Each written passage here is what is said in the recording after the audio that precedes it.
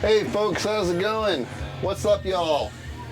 Trying to show some albums here. So anyway, I celebrated my birthday at the end of last week. I took a Friday off from work and hit a few stores just to treat myself really nice for the birthday, for celebrating my date of birth. And I pulled some decent stuff out on this dig, so trying to show the goods here. So let's get started. This next record, even though I've only heard it in its entirety one time, it is already one of my favorite albums that's probably going to get spun in this music room like a zillion fucking times. It's from the Talking Heads, the Stop Making Sense tour. Now, I already have the official release of Stop Making Sense from the Heads, and it is one of my favorite live albums in my collection. So what makes this so freaking different is that this is a collection of radio broadcasts from that tour, from the Westwood One radio network. So I saw this in the record store and I grabbed it quickly because there was no doubt I was buying this one. No doubt. And this record, I guess you could say it's better than the official release. And the reason for that is because these were pulled off the Westwood One radio network. They are from FM radio broadcasts. Here's the gatefold that has the poster art from one of the shows on the Stop Making Sense tour. And man, because they're radio broadcasts, it has more of a raw live sound to it. The songs do, and you know, the official live album does sound like it was polished in post-production in a recording studio. This just sounds raw and honest, and the songs sound fucking badass on here. This is a fun record. It's on gray vinyl with these red labels on them. Flip it over there. So nice looking record. 2 record set. They both look like that.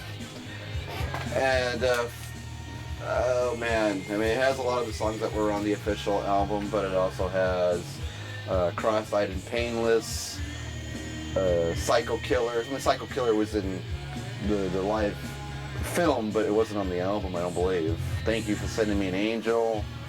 Of course, the ones that we saw on the official album, Burning Down the House, Making Flippy Floppy, Once in a Lifetime, Found a Job, Slippery People, This Must Be the Place, Life During Wartime. Those songs just sound great on this album. Because they're from Westwood One, man, it sounds like you were there. It just sounds like you were a fly on the wall or something. Like it's a really good live recording. Like I said, the words I use to describe this is just raw and honest. That's what it sounds like, and an awesome album to have drinks to, let's put it that way. So anyway, Talking Heads, the Stop Making Sense tour, that is a killer album. Reliving my 20s with these next 2 records, that's why I bought them. Primus, Frizzle Fry. John the Fisherman, without a doubt, is my favorite song on here. But there's a lot of them. Too Many Puppies. I remember I was in a jam band with some friends of mine. We would always jam out Too Many Puppies and just go into a crazy jam. I think we would go from there to YYZ, and then it would just be a wing it jam.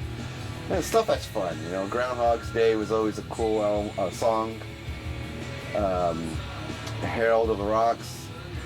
Some good. Pudding Time was another good song. So this is a cool album to have.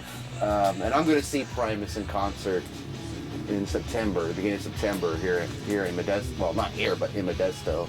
Can't wait for that show. It's going to be bad fucking ass. And so kind of getting myself primed with this album. I think this and Sailing the Seas of Cheese are my favorite Primus albums, but who knows? Primus was a cool band. I mean, unfortunately, I think I got burnt out on them quick because when I was listening to them, I was listening to them damn near night and day. And I'm now recently getting back into them, probably because I got the concert ticket and it's coming up. There's the custom label there. And cool sounding vinyl. I've never had Primus on vinyl. It's always been CD and live videos. So this is actually the first Primus album I have in my collection. You'd think I would have jumped on that sooner. I'm surprised I didn't. I don't know what I was thinking, but cool album nonetheless. Cool Primus album. The next of the 90s records is from Bush. It's 16 Stone.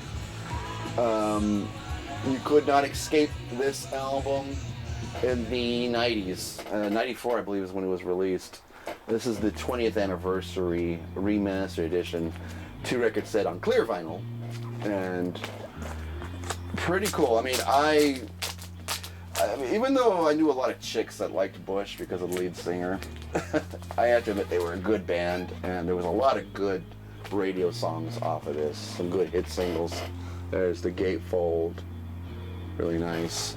And it has custom inserts here. It just shows some photos of the band during the period. So, really nice. And like I said, it's on clear vinyl. So there we go. Clear vinyl. Nice looking record. Sounds really well. Sounds really well on my stereo because it's remastered. Punchy and strong as hell. It's a really strong mix.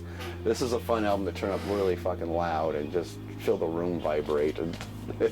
And really fun. I mean, recently some guys I play music with, we just started playing the song Machine Head just for the hell of it, and it was a cool song to play on the drums. It's fun. So hey, why not? So Bush, 16 Stone, reminds me of my mid-20s so much. I mean, I wouldn't say I was a huge Bush fan, but the songs that they had on the radio, I have to admit, were good. And like I said, you couldn't escape the album. The album was freaking everywhere back then. So they were selling a lot of albums at that time. So this was cool. It was cool to reminisce with that. All right. Finally got it. I've been looking for this Rush compilation for a long time, and last week I hit pay dirt. This is Rush Through Time, and this is just a compilation of their 70s songs, like Fly By Night, Making Memories, Bastille Day, Something for Nothing, Cinderella Man, Anthem, Side 2, basically 2112, and The Twilight Zone, Best I Can, Close to the Heart, In the End. It's on the Mercury label. So, and I got a really good looking copy here. This cover is in great shape. The vinyl looks really nice and clean. No scratches. I mean, nice fucking album. And I'm going to see Rush in a couple of days in San Jose. So it's all concerts now. So anyway, I'm real excited to see Rush in the next couple of days. That is going to be a badass show. I've been seeing a lot of videos online, people posting, from their concerts they went to, and oh, it just looks awesome. It looks awesome. I guess this is like the last big tour Rush is going to do, from what I've been hearing and reading. I hope not, because I'm such a fan of the band, but well, when you're pushing your late 60s, maybe touring the world as a rock star is not exactly high on your priority list anymore. But anyway, real glad to put this compilation in my collection. Been looking for it for a long time. Finally scored a really nice looking copy. All right. It has been a long time since I've shown any Marillion in any of my videos, and it's time to bust out some Marillion. It was my birthday, what the hell. And this is a great find, a very rare Marillion compilation. This is Marillion Best of Both Worlds. This is a 2-record set on a picture disc. I'll take those out in a minute just to show you. And originally this came out in 2 of these. It's a 4-album set originally. I mean, this is like part 1, and then another one would be part 2. This is covering the years 1982 through 1988, which, as much as I think about it, is still my favorite era of Marillion, because during those years the lead singer was Fish, their original lead singer. He was fronting the band, and the music they did with Fish was pretty epic, I thought. Really good. I mean, I love Hogarth. Don't get me wrong, Hogarth things he's done with the band as their lead singer. Marillion's put out some great music with Hogarth, but the Fish years were just fucking amazing. And so I guess I'm a bigger fan of the Fish era than the Hogarth era, but the truth is I like it all. But man, the Fish years were good. The Fish years were so good. So let me show you these picture discs. And they're really nice looking. So here's the first one on side one, record one. There is the picture disc, and it sounds pretty good for a picture disc actually. So I really dug that artwork. And the back is just a close-up of some of the artwork on side two. So really gorgeous looking album. I saw it on the record wall at Amoeba in San Francisco, and just I saw it and I knew it was coming home with me automatically. I knew there was no way I was going to ignore it. Here's side one of record two. Really nice looking photo there. The back is just a design. There's still music on there's music on this side as well. It's not a great looking picture, but they are really nice looking picture discs, and they sound really, for picture discs, they sound really good. Really, really good. Now I'm on the lookout for the Hogarth years, because this came out in 1997, I believe. Came out on vinyl, came out on CD.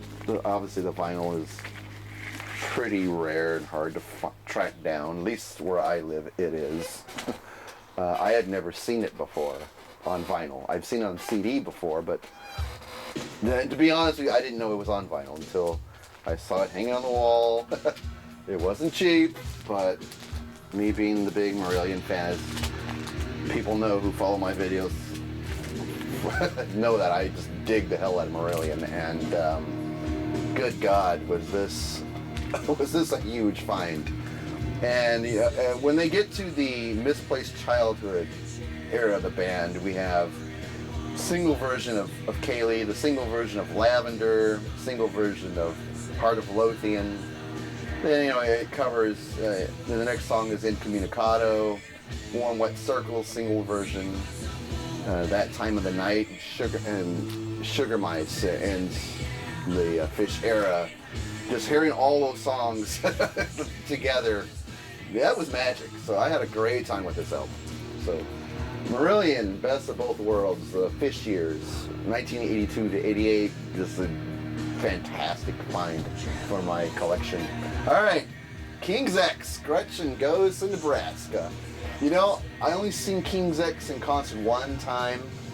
It had to be somewhere like 90, 91. And for the life of me, I'm trying to remember, they opened for somebody. And for the life of me, I can't remember who it was. I want to say the Scorpions.